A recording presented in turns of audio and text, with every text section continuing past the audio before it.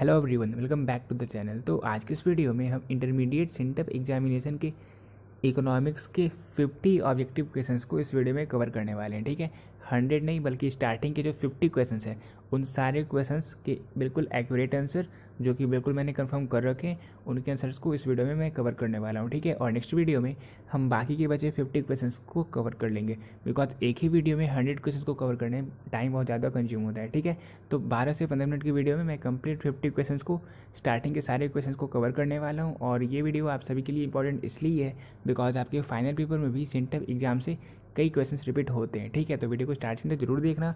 Start कर दो इस वीडियो को। क्वेश्चन नंबर फर्स्ट है, विनियोग की मात्रा में वृद्धि होने के साथ साथ MEC यानी कि मार्जिनल इफिशियंसी ऑफ कैपिटल, तो फिर जब इन्वेस्टमेंट बढ़ता है तो उसके साथ ही जो मार्जिनल इफिशियंसी ऑफ कैपिटल होता है तो कैपिटल घट जाता है, यानी कि फर्स्ट नंबर क्वेश्चन का आंसर हो जाएगा option number B, that is false. फिर सेकेंड नंबर क्वेश्चन है, पूर्ण रोजगार के आगे की सामूहिक मांग तथा पूर्ण रोजगार वाली सामाहिक मांग के अंतर को व्यक्त करता है, यानी कि the difference between the aggregate demand at above full employment and aggregate demand at full employment is known as, तो इसे हम कहते हैं इन्फ्लेशनरी गैप यानी कि स्फीतिक अंतराल। तो सेकंड नंबर क्वेश्चन का आंसर हो जाएगा ऑप्शन नंबर ए, यानी कि इन दोनों के डिफरेंस को हम इन्फ्लेशनरी गैप कहते हैं। फिर क्वेश्चन नंबर थर्ड है, हु प्रोपाउंडेड द परसेंटेज और proportionate method of measuring elasticity of demand, तो ये तो बहुत ही ईजी क्वेश्चन था। इसका आंसर हो जाएगा फ्लक्स, यानी कि फ्लक्स ने परसेंटेज और proportionate method of elasticity of demand को मेजर करने का ये प्रोपोर्शनेट मेथड और परसेंटेज मेथड को इन्होंने स्टार्ट किया था, किन्होंने, फ्लक्स ने। ठीक है, तो 3 नंबर क्वेश्चन का आंसर हो जाएगा ऑप्शन नंबर बी। वही क्वेश्चन नंबर 4 है, with which condition firm will get maximum profit, तो जब मार्जिनल रेवेन्यू मार्जिनल कॉस्ट के इक्वल होता है और मार्जिनल कॉस्ट जो है वो मार्जिनल रेवेन्यू को अगर आप ग्राफ को देखोगे तो नीचे से कट करे तो उस कंडीशन में जो फर्म होता है उसे मैक्सिमम प्रॉफिट रिसीव होता है। तो क्वेश्चन नंबर 4 का आंसर हो जाएगा ऑप्शन नंबर सी, यानी कि बोथ ए एंड बी। और सेम यही क्वेश्चन एक और बार रिपीट किया गया सेंटअप एग्जाम में। ठीक है, मतलब यही क्वेश्चन आपको आगे और मिलने वाला है। फिर क्वेश्चन नंबर 5 है, which one is a kind of fixed exchange rate, तो इनमें से कौन सा फिक्स्ड एक्सचेंज रेट का ही टाइप है, उसका ही रूप है। तो आप जो देखोगे gold standard system of exchange rate और Bretton wood system of exchange rate, ये दोनों फिक्स्ड एक्सचेंज रेट के ही काइंड, इसके ही रूप है। तो क्वेश्चन नंबर 5 का आंसर हो जाएगा ऑप्शन नंबर सी। फिर क्वेश्चन नंबर 6 है, विकासशील अर्थव्यवस्था के लिए कौन सा बजट सबसे उपयुक्त होता है, तो फिर डेवलपिंग कंट्रीज लाइक इंडिया के लिए डेफिसिट बजट सबसे उपयुक्त होता है। ठीक है, तो क्वेश्चन नंबर 6 का आंसर हो जाएगा ऑप्शन नंबर ए। अब क्वेश्चन नंबर 7 है, which items are included in balance of payment, तो ये हमने मैक्रो इकोनॉमिक्स के लास्ट चैप्टर में पढ़ा था कि हम बैलेंस ऑफ पेमेंट में किन किन आइटम्स को इंक्लूड करते हैं। तो वहाँ हम विजिबल आइटम्स, इनविजिबल आइटम्स और कैपिटल ट्रांसफर तीनों को इंक्लूड करते हैं। ठीक है, तो क्वेश्चन नंबर 7 का आंसर हो जाएगा ऑप्शन नंबर डी, यानी कि ऑल ऑफ दिस। अब 8 नंबर क्वेश्चन है, market situation where there is only one buyer is, तो वैसे कंडीशन जहाँ पे सिर्फ एक ही बायर हो उसे हम मोनोप्सोनी कहते हैं, उसे हम मोनोप्सोनी कहते हैं। ठीक है, तो क्वेश्चन नंबर 8 का आंसर हो जाएगा ऑप्शन नंबर बी। अब क्वेश्चन नंबर 9 है, विच वन इज ट्रू, तो आप देखोगे यहाँ पे जितने भी ऑप्शन दिए हुए आपको ये बात अच्छे से पता होगा, जिसने आपने पढ़ा है। तो वहाँ हमने देखा था ग्रॉस से अगर हम डिप्रिसिएशन को माइनस कर दे तो हमारा नेट निकल कर आता है। और आप देख सकते हो यहाँ पे ऑप्शन नंबर सी में net national product is equal to gross national product minus depreciation. Simple सी बात है, क्योंकि यहाँ पे ग्रॉस से डिप्रिसिएशन को हम माइनस कर रहे हैं तो हमारा नेट निकल कर आ रहा है, तो ये जो हमारा कथन है वो सच है। तो 9 नंबर क्वेश्चन का आंसर हो जाएगा ऑप्शन नंबर सी। ठीक है, फिर अब 10 नंबर क्वेश्चन है, निम्न में से कौन सा कथन सही है, इनमें से कौन सा स्टेटमेंट ऐसा है जो सही दिया हुआ है। तो देखो हमने पढ़ा था, ये माइक्रो इकोनॉमिक्स में ही पढ़ा था, ह्यूमन वांट्स आर अनलिमिटेड या इन्फिनाइट कह लो। फिर रिसोर्सेज आर लिमिटेड, बिल्कुल सही बात ये भी है। फिर थर्ड है, scarcity problem give birth to choice, यानी कि दुर्लभता की जो समस्या होती है वो चयन की समस्या को भी जन्म देती है। तो क्वेश्चन नंबर 10 का आंसर हो जाएगा ऑप्शन नंबर डी, यानी कि इनमें से सभी। फिर अब 11 नंबर क्वेश्चन है, which of the following is correct, तो डिस्पोजेबल इनकम का जो फॉर्मूला होता है वो होता है personal income minus direct tax. तो 11 नंबर क्वेश्चन का आंसर हो जाएगा ऑप्शन नंबर ए। अब क्वेश्चन नंबर 12 है, व्यापारिक बैंकों के गौण कार्य के अंतर्गत निम्नलिखित में से किसे शामिल किया जाता है, which of the following is the secondary function of commercial bank. तो हमने देख रखा है कॉमर्शियल बैंक का प्राइमरी फंक्शन होता है, सेकेंडरी फंक्शन होता है। तो कॉमर्शियल बैंक के सेकेंडरी फंक्शन में हम किन किन चीज़ों को इंक्लूड करते हैं, तो general utility function, agency function और सोशल फंक्शन, ये तीनों कॉमर्शियल बैंक के सेकेंडरी फंक्शन होते हैं। तो क्वेश्चन नंबर 12 का आंसर हो जाएगा ऑप्शन नंबर डी। और जितने आंसर मैं बता रहा हूँ बिल्कुल एक्यूरेट है। ठीक है, अगर मुझे डाउट थोड़ा भी होगा तो मैं आपको बोल दूंगा कि मैं कंफर्म नहीं हूँ। ठीक है, फिर क्वेश्चन नंबर 13 है, साख मुद्रा का विस्तार होता है जब कैश रिजर्व रेशियो, तो credit money is increased when cash reserve ratio falls, यानी कि जब वो घटता है। तो क्वेश्चन नंबर 13 का आंसर हो गया ऑप्शन नंबर ए। अब क्वेश्चन नंबर 14 है, जब एक्स वस्तु की कीमत का परिवर्तन वाई वस्तु की मांग को प्रभावित करता है तब ये कहलाती है, यानी कि when change in the price of goods x affect the demand of goods why this demand is equal. तो बहुत ही सिंपल सा क्वेश्चन है। अगर किसी दूसरे वस्तु के डिमांड के प्राइस के चेंज होने पर किसी अन्य वस्तु के डिमांड में परिवर्तन हो तो उसे हम क्रॉस डिमांड कहते हैं, ठीक है। तो क्वेश्चन नंबर 14 का आंसर हो जाएगा ऑप्शन नंबर सी। अब क्वेश्चन नंबर 15 है, निम्नलिखित में से कौन सा स्टॉक है। तो आप देख सकते हो जो वेल्थ है वो स्टॉक का ही एक एग्जाम्पल है। तो क्वेश्चन नंबर 15 का आंसर हो जाएगा ऑप्शन नंबर ए। अब 16 नंबर क्वेश्चन है, which of the following indicate the reason of borrowing by the government. तो जो गवर्नमेंट होते हैं वो बोरोइंग क्यों करते हैं, वो उधार क्यों लेते हैं। तो फिजिकल डिफिसिट के केस में वो लेते हैं उधार, ठीक है। तो 16 नंबर क्वेश्चन का आंसर हो जाएगा ऑप्शन नंबर ए। अब 17 नंबर क्वेश्चन है, with the increase in production the difference between total cost and total fixed cost. तो आपने देखा होगा total cost, total fixed cost and total variable cost. Total fixed cost आपका हमेशा same ही होता है। टोटल वेरिएबल कॉस्ट आपके प्रोडक्शन के बढ़ने के साथ साथ बढ़ता चला जाता है, और टोटल कॉस्ट और टोटल वेरिएबल कॉस्ट का ही सम को हम कहते हैं टोटल कॉस्ट, ठीक है। तो इस रीज़न से जब प्रोडक्शन बढ़ता चला जाता है तो उस केस में फिक्स्ड कॉस्ट तो क्योंकि सेम ही होता है, लेकिन जो टोटल कॉस्ट होता है वो निरंतर बढ़ता चला जाता है, इसलिए इन दोनों के बीच का जो डिफरेंस है वो भी बढ़ता चला जाता है, ठीक है। तो 17 नंबर क्वेश्चन का आंसर हो जाएगा ऑप्शन नंबर बी। हालांकि मैं इस वीडियो में ज़्यादा क्वेश्चन को एक्सप्लेन नहीं करूँगा, मैं चाह रहा हूँ कि बहुत ही जल्द मैं सारे क्वेश्चन को कवर करूँ, ठीक है। 18 नंबर क्वेश्चन है कि हम इनमें से किन्हें अपनी इकोनॉमी में, अर्थव्यवस्था में शामिल करते हैं। तो प्राइमरी, सेकेंडरी, टर्शियरी इन तीनों को शामिल करते हैं, ठीक है। अब इन तीनों के कौन कौन से एग्जाम्पल है आप मुझे नीचे कमेंट सेक्शन में कमेंट करना, ठीक है। फिर 19 नंबर क्वेश्चन है, which one is the corrective measure for deficient demand.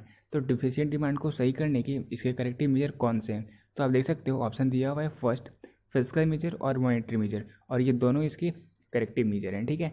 तो इसलिए 19 नंबर क्वेश्चन का आंसर हो जाएगा ऑप्शन नंबर सी। फिर क्वेश्चन नंबर 20 है, बैलेंस ऑफ ट्रेड मीन्स। तो बैलेंस ऑफ ट्रेड का अर्थ होता है import and export of goods, यानी कि वस्तुओं की आयात निर्यात से। तो 20 नंबर क्वेश्चन का आंसर हो गया ऑप्शन नंबर बी। अब क्वेश्चन नंबर 21 है, who basically propounded the concept of law of equimarginal utility. तो ये हमने कई बार मैंने कवर करवाया है आपको, तो इसका आंसर क्लियरली हो जाएगा गॉसन, ठीक है। ये जो लॉ है वो गॉसन ने दिया था। फिर 22 नंबर क्वेश्चन है, elasticity of supply is equal to zero का अर्थ है, it means that elasticity of supply is equal to zero means that elasticity of supply, तो इसका मतलब होता है कि वो यूनिटरी इलास्टिक है, यानी कि 22 नंबर क्वेश्चन का आंसर हो जाएगा ऑप्शन नंबर डी। अब क्वेश्चन नंबर 23 है, which of the following issue paper currency in the country. तो जो सेंट्रल बैंक है वो हमारे कंट्री में जो पेपर करेंसी है उसे इशू करते हैं। तो 23 नंबर क्वेश्चन का आंसर हो जाएगा ऑप्शन नंबर बी। अब क्वेश्चन नंबर 24 है, कॉन्ट्रैक्शन इन डिमांड अपीयर्स में। तो आपने पढ़ा होगा, आपने 4 तरह के चेंजेस को देखा होगा, अगर प्राइस में चेंज होता है तो, या फिर अगर जो हमारा डिमांड है वो किन किन रीजन से चेंज हो रहा है। कॉन्ट्रैक्शन इन डिमांड ये भी आपने पढ़ा है, फिर इंक्रीज डिमांड आपने ये भी पढ़ा है।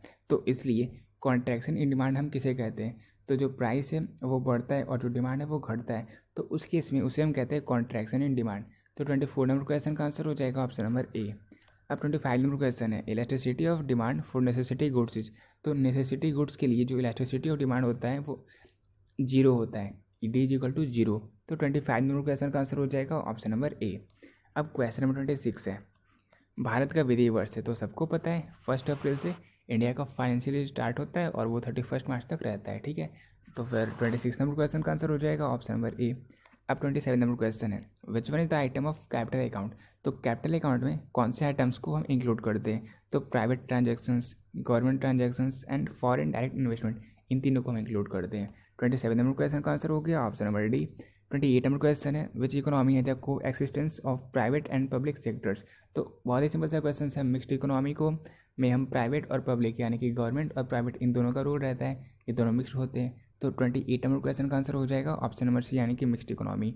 फिर इसके अलावा 29 नंबर क्वेश्चन है, which one is included in the secondary function of money. तो मनी के सेकेंडरी फंक्शन इनमें से कौन से।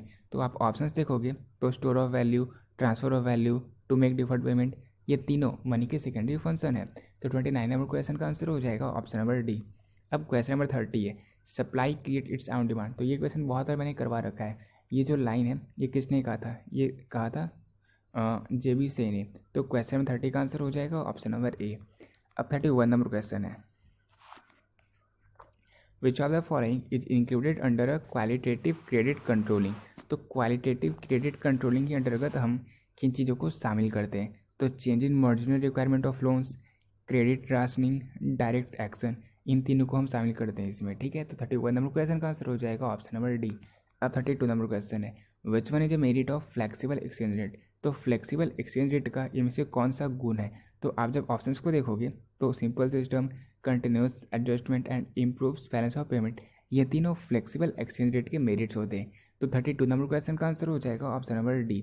अब क्वेश्चन नंबर 33 है,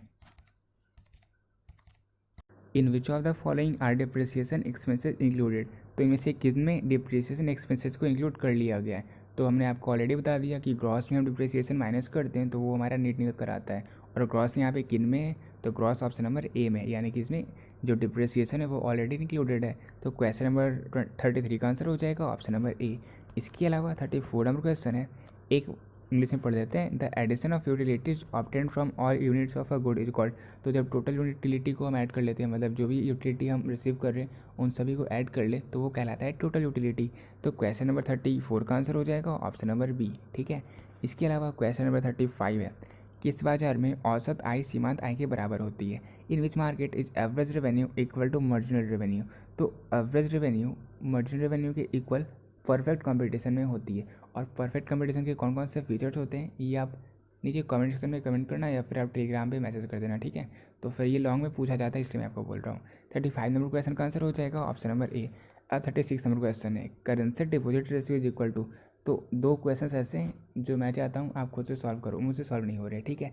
तो इन दो क्वेश्चन का आंसर आप खुद से कमेंट सेक्शन में करना, ताकि मैं ये जान सकूँ कि आप कौन से हमारी वीडियोज़ को कंप्लीट कर रहे हो, और उस बेसिस पर आपके रिस्पांस पर ही हम बाकी के जितने भी पेपर्स हैं, मतलब अभी मैं बहुत सारी वीडियोज़ को लाने वाला हूँ, इनफैक्ट सारे प्रीवियस ईयर क्वेश्चंस को। तो अगर मुझे पता रहेगा कि कितने बच्चे वीडियोज़ को देख रहे हैं, कौन कौन से देख रहे हैं, तो फिर मैं और चाहूँगा वीडियो को अपलोड करने का, ठीक है। तो एक क्वेश्चन 36 नंबर क्वेश्चन आपको खुद से आंसर करना है। अगर आप नहीं भी जानते हो तो आप कमेंट कर देना कि भैया मैं नहीं जानता, तो उस केस में आपको आंसर कमेंट कर दूंगा, ठीक है। लेकिन हाँ, कमेंट जरूर करना। इसके अलावा 37 नंबर क्वेश्चन है, कौन सा प्रत्यक्ष करों का जोड़ा है? Which one is a pair of direct taxes. तो आप देखोगे वेल्थ टैक्स और इनकम टैक्स हमारा डायरेक्ट टैक्स होता है, ठीक है, ये डायरेक्टली लिया जाता है। तो 37 नंबर क्वेश्चन का आंसर हो जाएगा ऑप्शन नंबर डी। अब 38 नंबर क्वेश्चन है, short run production function is described by which law. तो लॉ ऑफ वेरिएबल प्रोपोर्शन के द्वारा ही शॉर्ट रन प्रोडक्शन फंक्शन को डिस्क्राइब किया गया है। तो 38 नंबर क्वेश्चन का आंसर हो जाएगा ऑप्शन नंबर बी। इसके अलावा क्वेश्चन नंबर 39 है, इन इक्विलिब्रियम पोजीशन। तो आप देखोगे इक्विलिब्रियम कब होता है? जब मार्केट डिमांड मार्केट सप्लाई के इक्वल होता है। अब इसका मतलब क्या हुआ? इसका मतलब ये हुआ कि जितना हम सोल्ड कर रहे हैं उतना हमारा, मतलब जितना हम सेल कर रहे हैं उतना ही कोई और परचेज कर रहा है, मतलब ना एक्सेस डिमांड है ना फिर एक्सेस सप्लाई है। तो ये इक्विलिब्रियम कहलाता है, एक यानी कि मतलब बैलेंस मोड में। तो इसका आंसर हो जाएगा ऑप्शन नंबर डी, यानी कि ऑल ऑफ दिस। फिर क्वेश्चन नंबर 40 है, विच वन इज ट्रू। तो मार्जिनल प्रोपेंसिटी टू कंज्यूम को अगर हम ऐड करें मार्जिनल प्रोपेंसिटी टू सेव से, तो इज इक्वल टू 1 होता है। तो 40 नंबर क्वेश्चन का आंसर हो जाएगा ऑप्शन नंबर सी। इसके अलावा क्वेश्चन नंबर 41 है, मार्जिनल रेवेन्यू प्रदर्शित किया जाता है। तो चेंज इन टोटल रेवेन्यू को हम डिवाइड कर दें चेंज इन क्वांटिटी से, तो हमारा मार्जिनल रेवेन्यू निकल कर आ जाएगा। तो क्वेश्चन नंबर 41 का आंसर हो जाएगा ऑप्शन नंबर ए। इसके अलावा क्वेश्चन नंबर 42 है, which was included in the purview of banking ombudsman scheme. तो सहकारी बैंक, सभी अनुसूचित बैंक और वाणिज्यिक बैंक, इन तीनों को शामिल किया गया था बैंकिंग लोकपाल योजना के कार्यक्षेत्र के अंतर्गत। तो 42 नंबर क्वेश्चन का आंसर हो जाएगा option number D. 43 number question है, foreign exchange rate is determined by. तो फॉरेन एक्सचेंज रेट डिमांड और सप्लाई दोनों फोर्सेस के अकॉर्डिंग तय किया जाता है, डिटरमाइन किया जाता है। तो 43 नंबर क्वेश्चन का आंसर हो जाएगा ऑप्शन नंबर सी। अब 44 नंबर क्वेश्चन है, homogeneous product is a feature of. तो होमोजीनियस प्रोडक्ट जो है वो किसका फीचर होता है? वो फीचर होता है परफेक्ट कॉम्पिटिशन का। तो 44 नंबर क्वेश्चन का आंसर हो जाएगा ऑप्शन नंबर ए। अब क्वेश्चन नंबर 45 है, on which concept does classical view point depend. तो देखो क्वेश्चन नंबर जो मैंने आपको एक क्वेश्चन पहले बताया और एक क्वेश्चन अभी बोल रहा हूँ 45 नंबर क्वेश्चन, इन दोनों क्वेश्चन का आंसर आपको नीचे कमेंट सेक्शन में कमेंट करना ही करना है, ठीक है, ताकि मैं जान सकूँ कौन कौन से बच्चे हैं जो हमारी वीडियो को कंप्लीट देख रहे हैं, ठीक है। तो फिर कमेंट करना, अगर नहीं भी आता तो भी कमेंट कर देना, तो उस केस में मैं आपको इसके आंसर कमेंट ही कर दूंगा, रिप्लाई कर दूंगा, ठीक है। फिर इसके बाद 46 नंबर क्वेश्चन है, which of the following is correct. तो total variable cost, total fixed cost और टोटल कॉस्ट, ये क्या होता है? जब हम टोटल फिक्स्ड कॉस्ट जो है वो हमेशा फिक्स्ड रहता है और टोटल वेरिएबल कॉस्ट को उसमें ऐड कर दे तो कहलाता है हमारा टोटल कॉस्ट। तो इस तरीके से अगर हम टोटल कॉस्ट से माइनस कर दे टोटल फिक्स्ड कॉस्ट को तो हमारा टोटल वेरिएबल कॉस्ट निकल कर आ जाएगा। तो 46 नंबर क्वेश्चन का आंसर हो गया ऑप्शन नंबर ए। अब क्वेश्चन नंबर 47 है, which one is the difficulty of barter system. तो बार्टर सिस्टम जो बहुत पुराने ज़माने में यूज़ किया जाता था उसकी बहुत सारी डिफिकल्टी थी। एक तो डिफ़िकल्टी थी लैक ऑफ डबल को इंसिडेंस, यानी कि ज़रूरी नहीं है कि जो चीज़ मेरे पास ज़्यादा है और जो चीज़ मेरे पास कम है अगले इंसान के पास वो चीज़ जो मैं देना चाहता हूँ उसके पास उसी चीज़ का अभाव हो और वो चीज़ जो मैं लेना चाहता हूँ उसके पास वही चीज़ ज़्यादा मात्रा में। तो इसलिए लैक ऑफ डबल कोइंसिडेंस बहुत ही बड़ा डिमेरिट था और ये बहुत ही बड़ा डिफ़िकल्टी था। इसके अलावा डिवीजन ऑफ गुड्स में भी बहुत ही डिफ़िकल्टी होता था। अब कोई अगर जानवर को सेल है फिर ये तो बहुत बड़ी डिफ़िकल्टी थी। तो ये जितने भी फीचर्स दिए हुए हैं ये सारे डिफ़िकल्टी थे बार्टर सिस्टम के। तो 47 नंबर क्वेश्चन का आंसर हो जाएगा ऑप्शन नंबर डी, यानी कि ऑल ऑफ दिस। फिर इसके अलावा नेक्स्ट क्वेश्चन है, which is the component of budget receipt. तो बजट रिसिप्ट में रेवेन्यू रिसिप्ट और कैपिटल रिसिप्ट दोनों को इंक्लूड किया जाता है। तो क्वेश्चन नंबर 48 का आंसर हो जाएगा ऑप्शन नंबर सी। अब 49 नंबर क्वेश्चन है, which of the following is a feature of utility. तो आप जब देखोगे utility is a psychological phenomena, बिल्कुल सही है। यूटिलिटीज व्यक्तिपरक होती है, ये भी सही है। इसके अलावा यूटिलिटी एक रिलेटिव कॉन्सेप्ट है, ये भी सही है। यानी कि 49 नंबर क्वेश्चन का आंसर हो जाएगा ऑप्शन नंबर डी। तो अब लास्ट क्वेश्चन, क्वेश्चन नंबर 50 है, फर्म का लाभ किस शर्त को पूरा करने पर अधिकतम होगा। तो ये क्वेश्चन फिर से रिपीट हो रहा है। मैंने क्या बताया था, जब मार्जिनल रेवेन्यू मार्जिनल कॉस्ट को नीचे से कट करे और या फिर मार्जिनल रेवेन्यू मार्जिनल कॉस्ट के इक्वल हो जाए तो उस टाइम जो फर्म होता है उसे मैक्सिमम प्रॉफिट होता है। तो क्वेश्चन 50 का आंसर हो गया ऑप्शन नंबर सी, यानी कि ए और बी दोनों। तो यहाँ हमने कंप्लीट 50 को कवर कर लिया। अब एक लास्ट क्वेश्चन इस पेज का ही उसे भी कवर कर लेते हैं, ठीक है। ये है, भारत का केंद्रीय बैंक कौन सा है। बहुत ईजी क्वेश्चन है। Reserve bank of India is the central bank of India in India. तो क्वेश्चन 51 का भी आंसर हो जाएगा ऑप्शन नंबर ए, ठीक है। तो यहाँ हमने कंप्लीट 50 नहीं बल्कि 51 क्वेश्चन को कवर कर लिया। तो और जो आंसर मैंने बताया बिल्कुल एक्यूरेट है, ठीक है। तो फिर नेक्स्ट वीडियो में हम बाकी के बच्चे सारे क्वेश्चंस को कवर कर लेंगे, ठीक है। अगर आपको वीडियो चाहिए होगा तो नीचे कमेंट सेक्शन में कमेंट करना और ये वीडियो कैसा लगा कमेंट में ज़रूर शेयर करना। और इसके अलावा वीडियो को जितना हो सके अपने सारे दोस्तों के साथ शेयर करने की कोशिश करना, ठीक है। मिलते हैं अपने नेक्स्ट वीडियो में, तब तक के लिए पेश आउट।